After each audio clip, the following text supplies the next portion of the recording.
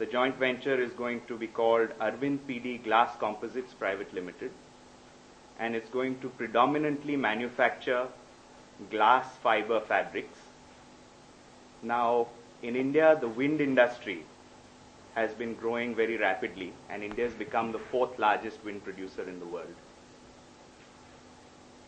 Indian GDP to continue to grow at 8.5% is going to require a lot of infrastructure development, and glass fabrics are integral to construction and infrastructure as reinforcement material. Also, as you all know, India is becoming an automotive hub, and a lot of glass composites are used in the automotive industry. So we have a view that glass fabrics are going to be required more and more in the future, and it is with this view that we've formed this joint venture. Double to 500 crores in 5 years. The products that we will predominantly manufacture are woven rovings, biaxial and multi-axial glass fabrics, and also stitched and chopped strand mats. With this, I would like to invite Mr. Price Daimler to say a few words about PD Group and introduce his company to all of you. I'm able to speak here on behalf of my father, who unfortunately couldn't make the trip. I would like to take this opportunity to introduce our group and our different fields of business to all of you. We are a family-operated group of companies which was founded in 1971 by my father. Currently, we run on a net turnover consolidated of 300 million euros. We are structured into 3 main branches. One, of course, is the fiberglass branch, which my colleagues and me represent today, which is our biggest branch. Then we have a refractories branch where we do fire-retardant stone materials, and then we have a 3rd branch where we combine all our service activities, which I'm going to explain to you a little bit after. In the refractories branch, we are specialized on fire-retardant stone materials for specialized applications wherever heat and fire resistance is very important.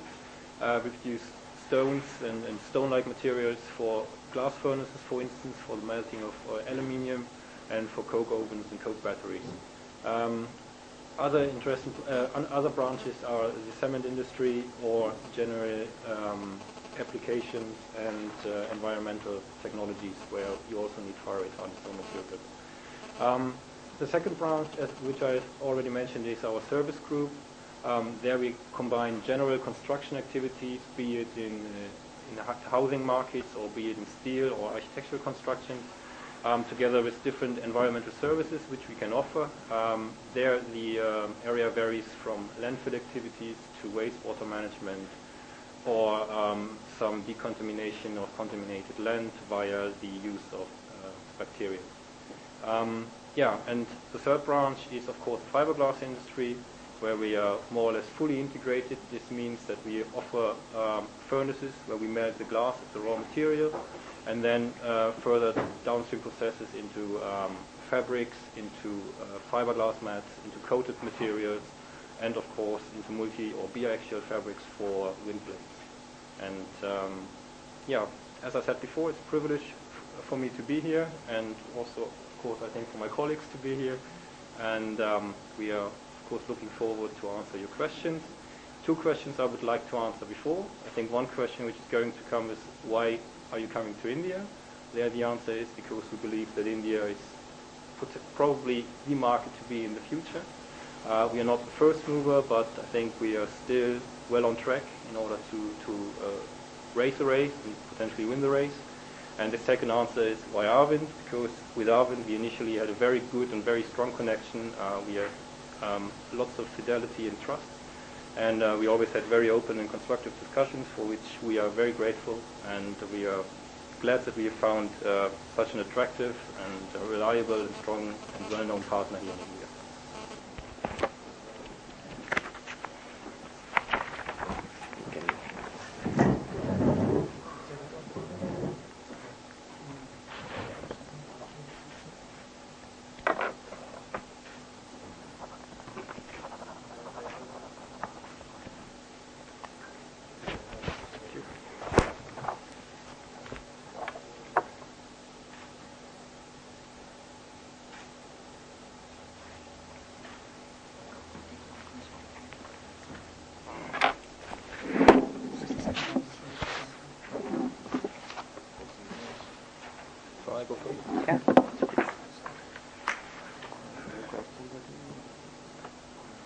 So this must be confusing to all of you. I think very shortly we have tried to explain as to what we are trying to do. You know, in a textile company, you suddenly see wind blades and you see all kinds of material which is not resembling anything like textiles. But so that's the beauty of this business. The fabrics, and these are fabrics, they go into automobile, they go into aircrafts, they go into the wind blades of windmills. So all kinds of completely different end uses are there of this business. I think this business has already come to India. Our Owens Corning, and within that overall thing, glass is going to be a very large and important business. So that is the context in which this joint venture has been formed. Here is a very reputed manufacturer who has known glass for so many years, and they have developed customers for all these different end uses all over the world and predominantly in Europe. And here is a textile company which definitely knows how to weave, and we definitely know how to reach out to various industries in India. So we bring two kinds of strengths. One is our knowledge of Indian industry and also our knowledge of how to weave very complex kind of fibers. So these are the two kind of strengths which Arvind is bringing to the table, and our partner PD Glass is bringing the complete know-how and understanding of how a glass business can be grown and made into something which is substantial and important to our country. So this is the logic of the joint venture. Now you may ask the questions to these gentlemen. They are more adept at answering. Where are you going to put this facility? It's a greenfield project or? Yes, we are going to place this facility on existing land that we have close to our Santage complex, where the building is already constructed, and the machinery is coming from Germany predominantly. How the profit margin expect after completion? Profit margins in this business have generally been good, so in the range of 15 to 20% is not unreasonable to expect. What comprises the raw material for this? The raw material is mainly silica. I mean, all glass is made out of silica, which is the predominant raw material. As the PD group is manufacturer of even the raw material, perhaps they could shed a little more light as to what constitutes the glass that we are going to use. Well, aside from silica, we use quartzite sands, we use boron as heating enforcement, and we use kaolin, exactly, kaolin. So those are 4 main ingredients. And then of course you need to have some other chemicals and a certain recipe in order to be able to get different the exact type of glass which you need for your applications. In our projected business fields, we at first plan to buy in the raw materials from different sources all over the world. So what we are going to do here is we are going to go to purchase the raw material, which is going to be a direct rolling mainly.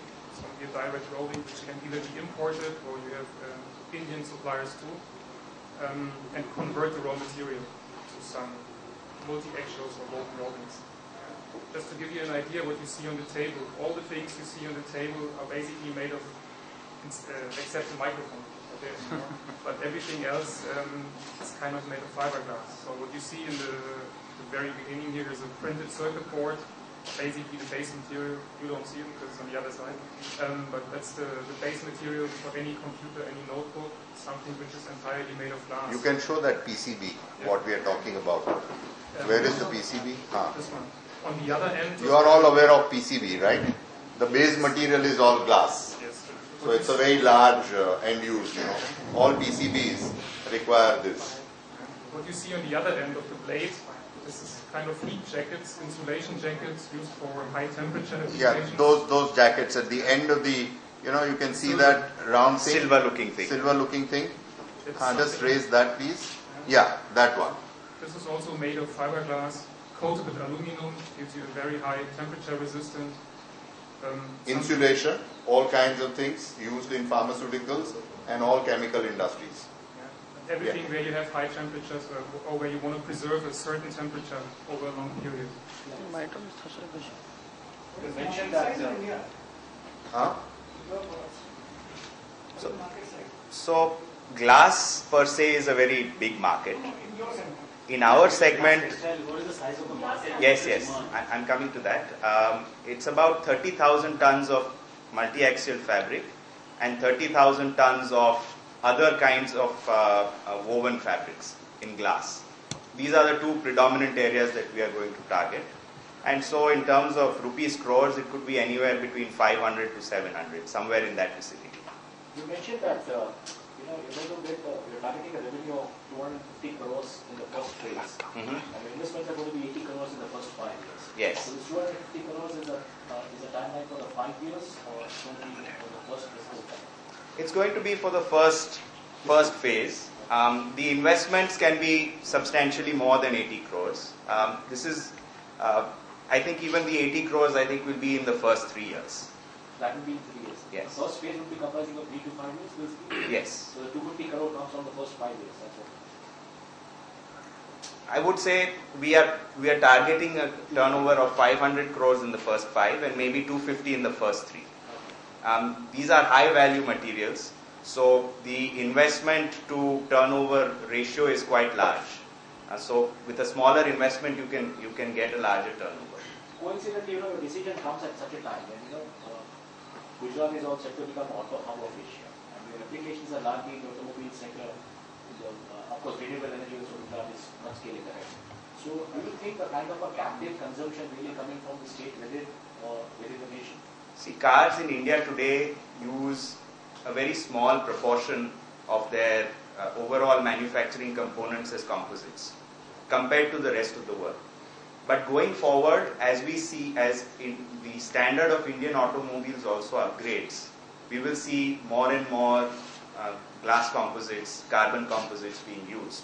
So it is with that future potential in mind that Gujarat becomes an interesting location. No doubt that we will have in the future some captive consumption coming from Gujarat.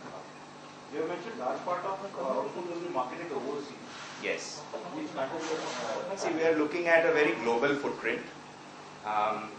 The PD group has got a very strong market presence in Europe and several other markets, which include North and South America as well. We are also looking to market in Middle East and Southeast Asia. So, with our partners PD group, we will be able to very quickly gain a global footprint in terms of sales. So out of this 250 over 3 years, how much will be exports and how much will be domestic? Any estimation? We are still in the process of finalizing our numbers. The potential is definitely there, and I think a good mix would be 30 to 70. I think that would be a good 30 domestic, 70 outside. But I mean, those things will have to be worked out further.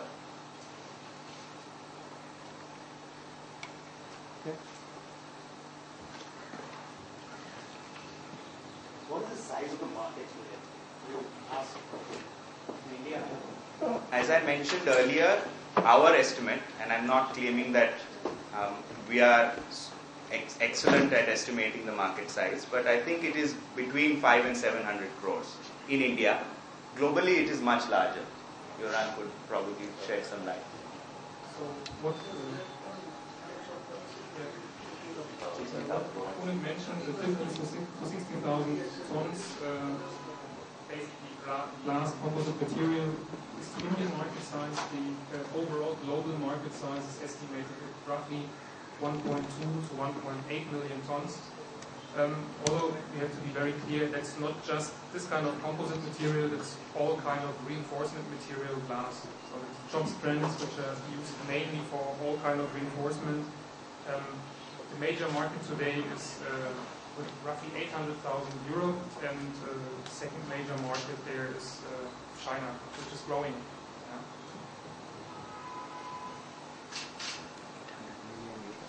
Yeah. Tons. Tons. Tons. 800,000 tons. Before entering into this, did any research or anything, why in the glass fabrics? What is the reason?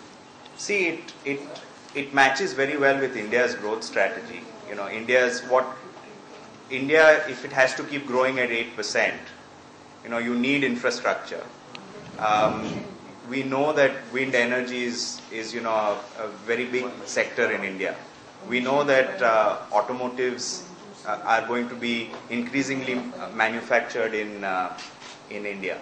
So we are trying to match the areas of India's growth with our investment strategies. So that's Give us a possible breakup of where all the composites would be used across which all categories? Sure. So one is transportation. In terms of percentage, where will the majority go? Consumption. For multi-axial fabrics, it is predominantly in India, it is wind energy today. About 85% of all multi-axial fabrics go into wind energy. Woven rovings, there is a variety of uses and there are no real dominant segments. But I think Joran might have some information globally as to where the kinds of products we are going to use are As you said, going. the major demand today is indeed in wind power. If you just take the blade right in front of you, that's certainly a small blade, but wind blades. Come in? Okay, these blades are mainly made of glass fiber. If you see such a blade today, the average length of this blade is between 38 and 60 meters. The longest we have is far over 60 meters, but for industrial use it's roughly 60 meters. And they have half of the material in there as glass. So you have a mixture of basically glass and resin in there. And take an average blade with 45 or 50 meters, they have, correct me if I'm wrong, 4.5 tons glass per blade. You have 3 blades in one rotor. So the major demand today is indeed wind blades. And this is also the fastest growing market, the fastest growing demand. In India, the largest market is wind blade. What is the market size? Just now, market size would be out of, I think, 50,000 tons would be around 40,000 would be multi-axial would be these wind blades. 30,000 tons. Our estimate is at 30,000 tons. So is it somewhere, I mean, brand Arvind is more, considered to be a brand with apparels and moving towards the industrial fabric manufacturing? Certainly, I think it's very clear that we need to have more growth engines, and as growth in the Indian marketplace is going to require more and more technical fabrics. We have tremendous strength in weaving, understanding fabrics, and those strengths can easily translate to technical textiles as well. So it is part of our strategy to diversify our portfolio, utilizing some of our core strengths. See, there are two things which go into making wind blades. One is the glass fiber, the other is resin. Resin is made by Atul, so our sister company. So this is a very appropriate thing for our end use. And of course, Arvind is known. I mean, if we have to go and sell wind blades, all the manufacturers are known to us.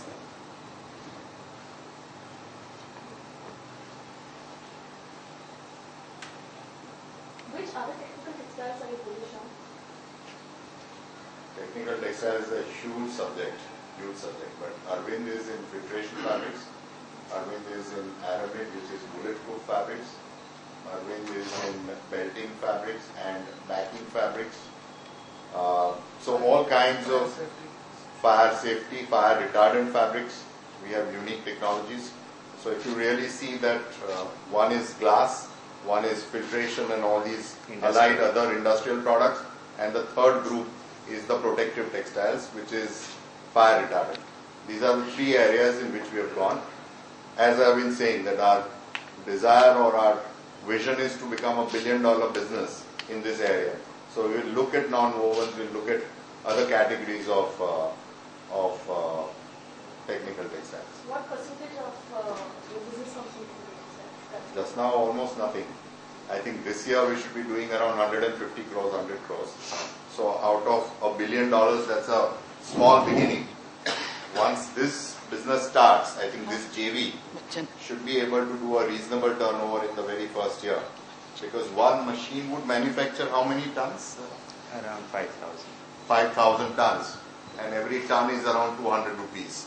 No, 100 rupees. Sorry, 100 rupees. So that's what, 50 crores? Pretty much. And then So we one have machine is looms like and other 50 things as crores plus the looms. So very quickly it will reach 100 crores, this business. So that you are beginning with one machine right now. So then plans to add some more machines.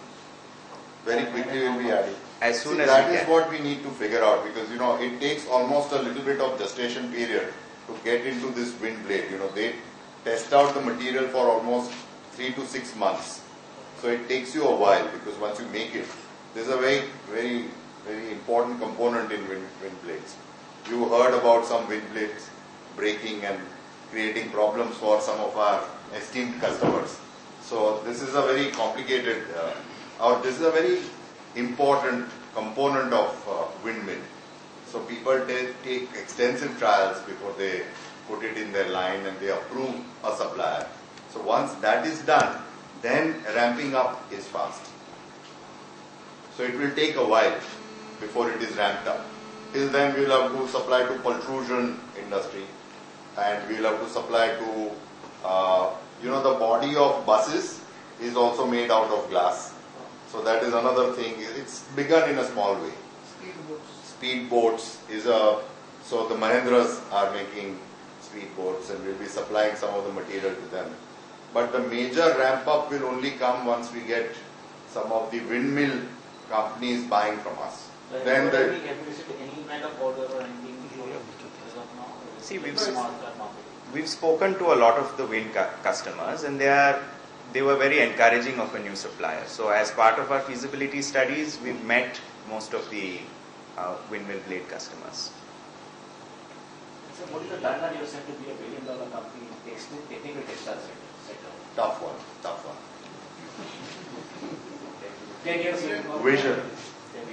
I think, once we start tying up for each business, like non-wovens are tied up. In India, what's going to happen is that each one of these businesses is going to be 200, 300, 400 crores. So it's not that simple to reach $1 billion. But the way China has grown, I think it gives us a lot of encouragement that once our infrastructure starts getting built and we go for these newer kind of products and technologies, then I think the ramp up is very fast. But it takes a while. Like Arvinds Corning, which is manufacturing this glass, I think in the last few years they have started with 25,000 tons. They have reached 50,000 tons, right? That's right. They're installed fiberglass. Fiberglass. So that 50,000 tons, and they would be having what, 100 rupees as average selling price or more? No, around 70, 67. So they have reached this in a very short period of time. And I think there are still imports of around another 20,000-30,000 tons of glass is still getting imported. So the market is growing very fast, very rapidly. Is that timeline of 5 years, 5 to 7 years? Very difficult to say, but we want to make this into a $1 billion company. If you've seen number of textile companies in Europe also, many of them, some of them have been conventional textile companies which have gone into becoming technical textiles, and they have all become, some have become $10 billion companies, $6 billion companies. Many of them are $1 billion companies. So it's not something which doesn't have a base. If you look at the way things have happened in the rest of the world, it gives us a lot of encouragement that this should happen. So if we have a first mover advantage, we are entering into many areas with some of the best companies in the world. We are tying up with them so that we don't have to reinvent the wheel. We bring all the best practices right away in our business, and then growth will happen as our economy grows. I have a question for you all. Which all destinations did you check out before coming to India? Before coming to India? India, yes. I mean, we are currently operating plants in different countries in Europe. We already set up a joint venture in Russia. We have a majority share in a very big fiberglass company in Latvia. We operate different plants in the Czech Republic. We operate plants in the UK. We used to operate also plants in China. And from our understanding, and this is because we are already wind power qualified company. We have an existing contract with a company called Siemens Wind Power, who's also currently setting up a facility here in India in order to build blades, which they want to inaugurate, I think, next year. And Siemens is not just the only company who's coming into India. There are lots of other wind blade manufacturers which are going this direction. On account of two assumptions. One, of course, is that they expect that the climate and geological conditions here in India are very good for the wind industry. And the second fact is, of course, that a country like India, with the inhabitants of more than 1 billion persons and things like that, need to reconsider the environmental policy. And this is a cause of stability even in uncertain markets. The decisions which have been made globally on greener energy will last, even though if we have some macroeconomic crisis going on, which will postpone things like that. Therefore, it's very difficult, and I can understand that Mr. Leiber says it's a tough question to answer when they will reach to 1 billion, because those are things we cannot take care of, but we know for sure that the growth in the market will come, and we know for sure that we have the powers, and that we have tied up at the right amount, and that we will be able to generate the turnover and also the profits from those tendencies. What were your exports to India? I'm sorry? What were your exports to India? Well, we are currently we are in India since 20 years. We have a constant sales representative who's also here, it's Mr. Suresh, who is marketing several of our fiberglass products successfully for more than 20 years. He's well experienced, and I think we are currently doing 1,500 tons, roughly, of fiberglass materials. And of course, we want to scale up and ramp up those capacities quite well. You don't have capacities currently? We don't have any production capacities here in India yet, but we will with the inauguration of the joint venture. Okay.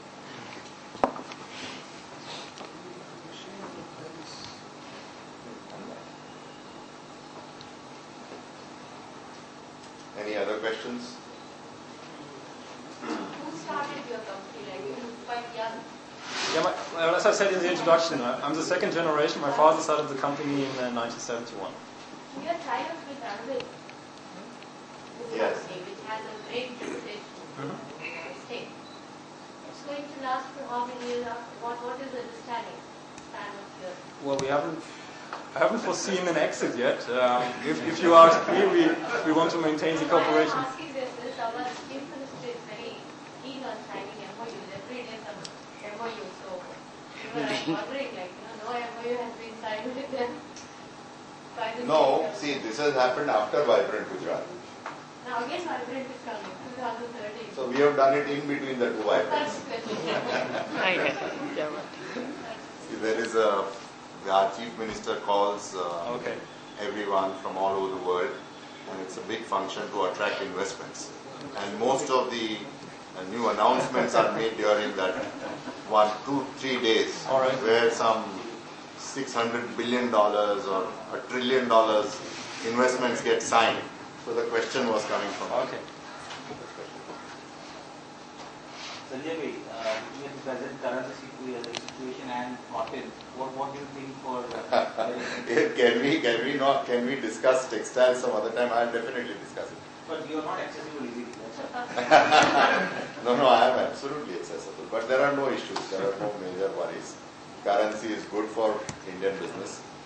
I think for exports it will be very good. And I think import substitution, like today, I think we are less worried about cheap goods coming from China. So I think for domestic manufacturers, exchange is a good thing. In many ways, exchange is a problem because of inflation, because of various other issues. But I think when we went to 44 rupees, if you have seen, the trade deficit has gone up dramatically, which is one of the major problems which we are facing today. And I think a lot of industries face problems by cheap imports. So I think a good balance of a rupee finding its own level is good. Fluctuations and volatility is bad. I think what is hurting just now the industry is the volatility, because it's very difficult to plan anything in an environment which is very volatile. But if it is consistent, if we do not go through 16%, 70%, 17% spikes, I think this rupee will help exports dramatically. It will also protect the domestic industries against cheap imports. So these two things. Many companies have faced huge forex losses in September quarter. See, short-term volatility problems are there to stay. There are no solutions. If you have not done risk management, then you will pay the price. Do we have a good hedging tool? Absolutely, absolutely. Very good tools against foreign exchange. I mean, you are completely equipped to do a good job. I mean, there are no issues. You go to an extreme and you take an extreme position and you get hurt is a separate issue. There are all the tools available. So we can't blame the tools. We can blame the management and risk management teams and the top management of companies. And how about cotton? Because cotton prices are once again... Cotton prices have leveled out. I think that one spike in the entire history of cotton has settled down. So things are back to normal.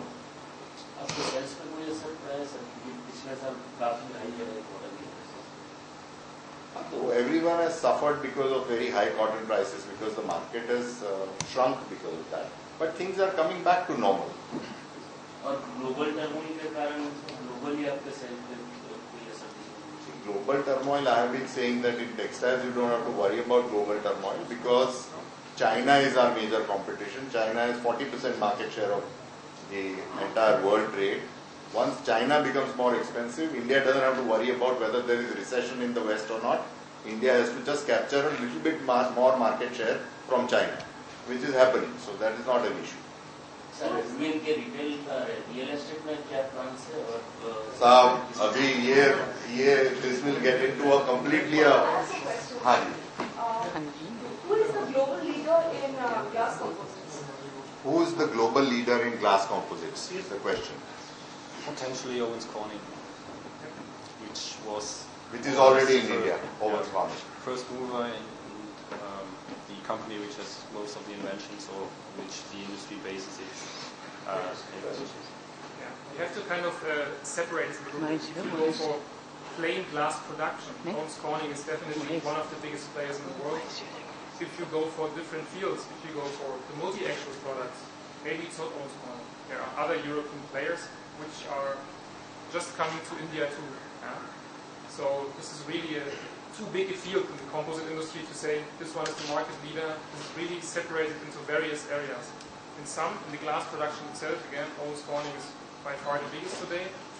In multi-axials, it's probably Sartex is very big there. Yeah. Sartex has also come to India. Yeah.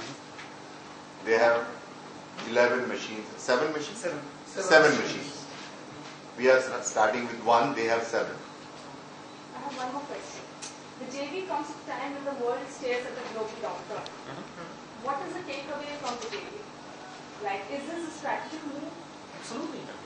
Absolutely. This is what we face in Europe today for this wind power industry. We actually face a situation where a lot of our competitors have to move out of the business because we have low-cost imports, not from India, but from China. And a lot of blade manufacturers actually close facilities or move their facilities to other areas. Partly because of cheap imports, partly also because the European market is kind of grown. And in this market, the Indian market, we still have a lot of growth. We have a huge energy demand, if I'm correct. I think so? Absolutely. And respectively, this is a future market for us too. And if I may add, I mean, if you consider a blade of 60 meters or even 65 meters length, then you can imagine that transportation costs are an enormous issue, and those kind of products aren't going to be transferred from continent to another continent. And therefore, if you want to be in the race, then you need to line up now. Because if the market gets mature, everyone has at least 3 to 4 qualified suppliers, and you won't get qualified because simply the quality system is very tight, and there are enormous costs in order to be qualified at the blade manufacturer's side, and therefore they are always very careful in bringing in new suppliers once the market is already